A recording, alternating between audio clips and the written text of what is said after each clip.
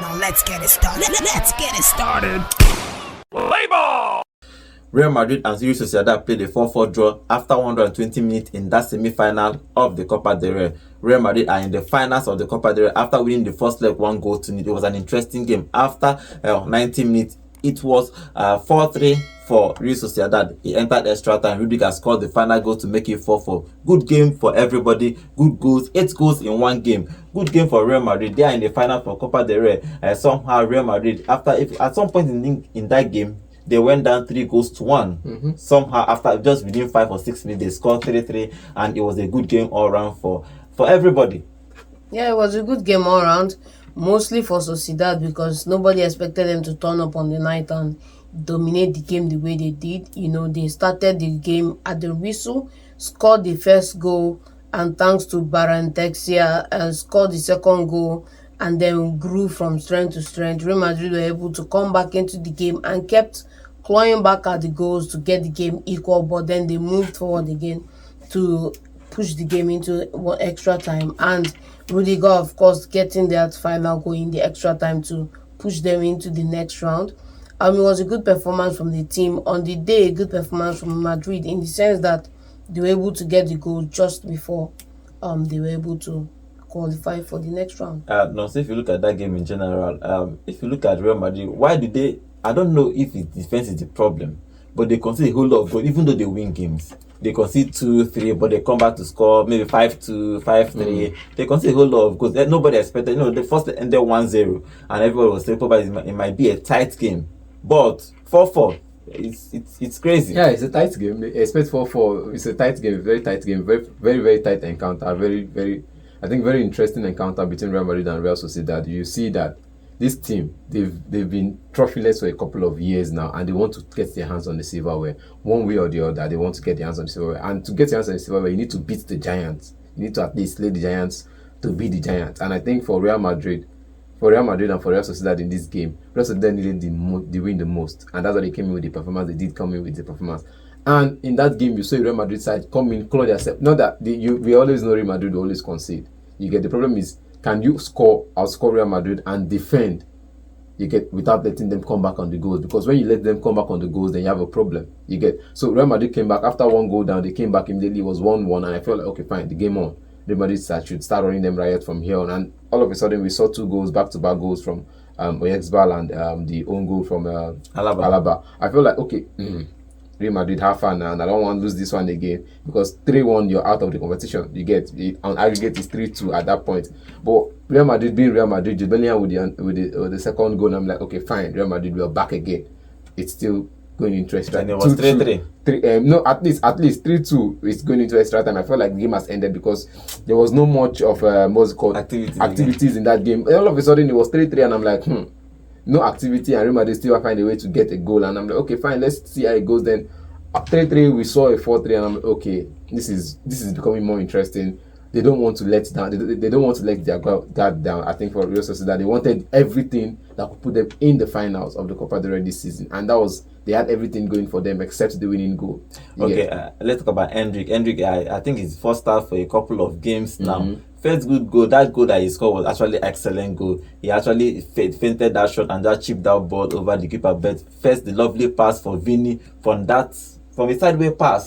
From that left to him, and he moved and just chipped the ball over the goalkeeper. Now, with that pass, we felt like it was Modric doing the pass. At some point, I felt like, Modric, only Modric will get that pass. But when I looked closely, I saw it wasn't really, a lovely pass. It wasn't really Modric. It was somebody he has taught it to plenty people. Pass. Vini, that pass from Vini was beautiful pass. But I think the finishing from Endrick was to tell you that the touch of a striker. I am an out and out 9. Give me this kind of pass, I will score it with my eyes closed. You get, and that was a touch of a striker. You can't fault him in that goal because he took the pass, fainted. The defender had from fainting himself. The defender self was thinking he was going to faint it and come towards that direction. He was waiting for him to do that cutting so he can slide in, he can scoop in and slide the ball off him. But when he fainted it and chipped it with his left foot, I'm like, okay, fine. This is a striker who knows his feet. Right foot, he get him. I think the last match he started for Real Madrid, he scored. Because he scored from the right foot. Now he's going from the left foot, fainting it to the right and shooting with his left. It tells you that this is a proper 9. And I think Real Madrid should look out for that guy. They should not. It's for the future. They should not just let him go because Real Madrid want to do business and sell him now. They should not try that. They should not try that nonsense. They should not just try that nonsense. It's just 17 years. Good game for him though. A good game for Hendrick and good game for Real Madrid too. Yeah, good game for Hendrick, good game for Madrid. Hendrick, like we said, we keep saying that Real Madrid need to find a fine balance of playing these young Madridistas, give them time on the ball. You saw the assist also from Gula yes, in that game. He was the one that created that chance for Rudiger to get the equalizing goal that took them into the final. So you need to see more of these young lads get more time. But on the whole, good game for them. They survived to fight another day. Okay, let's talk about Ancelotti and his tactics in this game. Do you think that he set up his team to attack more or balance game or defend more? But sometimes I think because of the kind of players he has to just all attack, even though we are going to concede, but at least outscore the opponent. I think that is always his business. I don't think Madrid know how to defend. You see a team with two centre halves. Madrid do not know how to defend, because if you know how to defend, you know that the hallmark of champions is defending and closing out games. They don't know how to defend. They rely heavily on the attack. They rely heavily on the midfield. And you see it in games where the midfield and attack is not as productive as they need to be. They struggle in those games. They end up with draws. They struggle to survive and they struggle to close out those games. And so you can talk about key players being out injured, but then you also have other players in the setup who could come in and do a job for the team. So when you look at the goals conceded in this 4-4, you come back and you say, yes, they are focused squarely on attacking. It's not a bad strategy, but if you admit to yourself that, hey, I'm bad at defending, you know how to mitigate your risk and your liabilities. What do you make of his tactics in this game? Because they concede a whole lot of goals, but they ask, even though I think even their rival Barcelona is just do coming that from too. injury, and you don't expect him to be 100% fit. And you saw the errors he committed in this game. For me, I won't start him. It's the Copa del Rey. You need to give him game time. Asensio has been playing well. Fran Garcia was benched in this game, and you have a Camavinga playing as left back. Yes. Now, this is what you score, and you have a Lucas Vazquez playing at right back. Now, Lucas Vazquez playing at right back was more forward than even the midfield, than Valverde, who is in midfield. Because I saw him in at some point where I think they were playing 3-1 at that time, and Vazquez was ahead of the striker. And I'm like, bro, you're right back, bro, run back. You've already lost the ball, run back. And he wants to defend from the front. And that was the problem for me. I feel like if you have these players defending from the front at all games, it means your backline is always going to be open because you don't have the defenders to cover those spaces. And for me, in that game, when he did the sub, and I think he took out Vazquez for Modric or so, you saw Valverde go back to the right back position, and he didn't really come into midfield to invert. He didn't go forward. He was just playing the game the way he could play as a right back, playing safe. And I feel like after that substitution, Real Madrid kind of got themselves together in midfield and in defense as well. But Ancelotti, for me, he's just one of those coaches that will just come in with anything that works, make the plan, then throw away. After 60 minutes, throw away the plan and play your football. Because like one other coach, I think Marco Silva, and I'll quote him now. He said, if your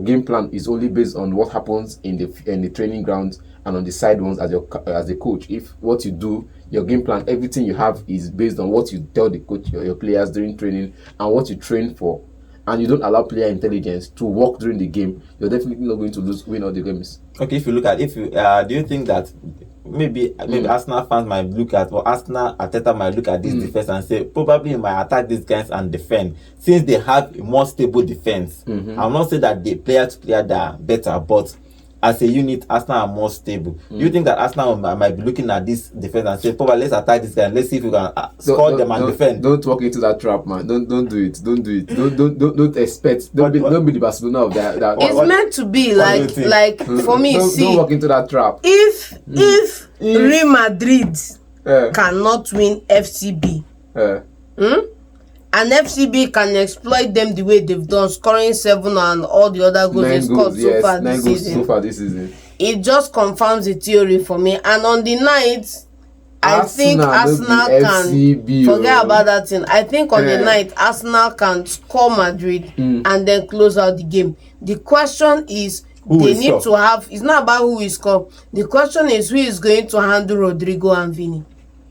Oh, well, you have to see that. But is it that trap? That trap you just walked into. Who is going to handle Rodrigo and Vini? And you're forgetting that it's a Mudryk, Jude Bellingham, Valverde that could shoot from 30 yards out. You get that when he scores from inside the box 18, he doesn't celebrate. He's always angry that his ball enter box 18 before he shoots. From 30 yards out, he has the firepower. How many goals does he have this season? Now, how many goals does he have this season is the question you want to ask, because that's the trap you want to set for yourself. It's if not, he it's takes his just- shot, just he's always hitting look the at the target, he's stats. hitting the bullseye. Keepers make saves. You can't continue to and this season he has played from the right back, not really from midfield or from attacking positions in this season. So you look at them playing against Arsenal side and you say the unit. If you compare them player for player, you know Real Madrid pass. I think you're just overplaying your hand in this I'm telling you, don't walk into that trap, because you walk into that trap and I'm trying to explain to you what is going to exploit Arsenal, because it's a trap. Okay. You feel like you're going to sit back, defend, and all of those. Then Real Madrid will exploit those loopholes in defense, because when you sit back too much, you have some errors. And if a team that is as creative as Real Madrid could exploit those spaces, you don't have anything against them. But we'll see what's going to happen that game. That game will happen next week. It's going to be a good defensive side for Arsenal and good attacking side for Real Madrid. It's going to be a good encounter. But in this particular game, Madrid considered 4 in that game, and they ended 4-4. Even though they are true to the finals of the Copa del Rey, they are going to wait to see who they are going to play in the final. Either they play Barcelona or Atletico Madrid. I think they would prefer to play Atletico, because somehow they used to win Atletico. But for Barcelona this season, Barca have been trashing them. So, but let's see who wins the Copa del Rey today and who meets Real Madrid in the final. But in this particular game, it ended after 120 minutes, 4-4.